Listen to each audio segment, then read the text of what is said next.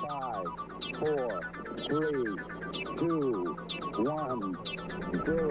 All engine liftoff. We have a liftoff. 32. Welcome back to Matt's Notes, where we look at new gear, old gear, phones, drones, cameras with emphasis on DSLRs and everything in between, etc. Whatever plugs at Matt's Notes on Instagram, blah, blah, blah. I am sorry to my subscribers for uploading 3 times in one day, but this is very important to me. It's the DJI Osmo Pocket 2. It has just been announced, so we'll talk about it. Now this is going to be filmed on the OG Pocket, and it's filmed in 2.7K in their faithful colors, upscaled to 4K. Now if I need to hold this for any illustrative purposes, I'll do so in some B-roll and overlay it. Self-explanatory.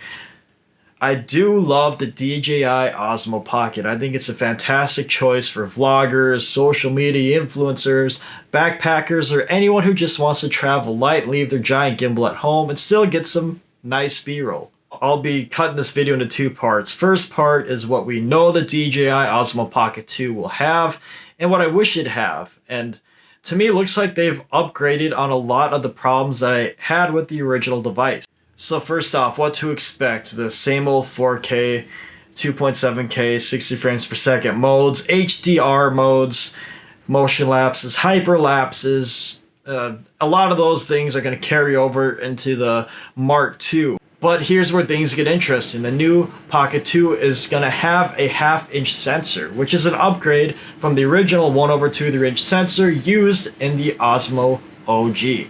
Now what that's going to mean for you is a little bit more light's going to be taken in, and there's going to be more background separation for more cinematic shots. And better in low light so long as they use that same f2 glass design. On the same note, zoom lens, I highly doubt it's going to be an optical zoom, but if it were, it'd be a lot like the one used on the DJI Osmo Plus. But honestly, it'll probably be like the one we've seen on the Mavic Air 2 because the cameras seem to follow suit with a lot of the specs, probably the same camera. So that's going to be a digital zoom, likely 24-70. Nothing you can't do in post-production. A microphone transmitter, nice. Now, we could connect microphones on the original Osmo Pocket via USB-C adapter, but there's some issues with that. First, we couldn't use the adapter in tandem with the wireless module. Second, that USB-C adapter just doesn't fit that snugly. And since you can't really monitor audio, a person could ruin their shot with staticky garble because they either didn't plug it in all the way or they rubbed against the USB-C port while they were filming, and you end up with unusable clips. I know I'm sure a lot of you wizards out there are better at getting audio with the DJI Osmo Pocket than I am, but I've had this issue many times.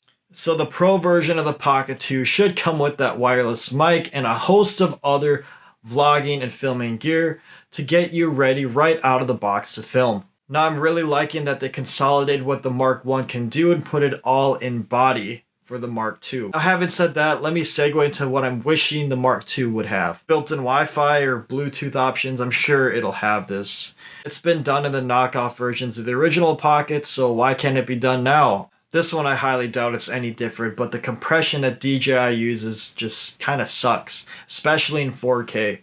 It's just slow and hard to swallow, it gasses out, kind of like me after eating McDonald's. So if they use a smoother compression, I love to use that 4K full rain without having to make proxy files every time. Wishful thinking, I know, but having interchangeable batteries in a cold climate like the one I live in is very crucial in my devices, especially if it's like the Pocket with that tiny battery. So overall, the upgrades on the Pocket 2 are enticing to say the least. I'm personally very happy that they went with the 1/2 inch sensor. Really wish they went with the 1 inch sensor. So in closing, I'm for the upgrades on the Osmo Pocket 2. I love that they're using a 1/2 inch sensor with that Wi-Fi transmitter. I do think that the DJI Osmo Pocket OG still has its place in 2020 beyond. It's a great contender, especially for people on the go, and it's gonna just go down a price from here. What are your thoughts? Will you be getting the Osmo Pocket 2? Are you using the Osmo Pocket 1? We're going to come out with some more videos for the Mark I version because it's still a great camera. Thank you for watching this video, and I will see you next time.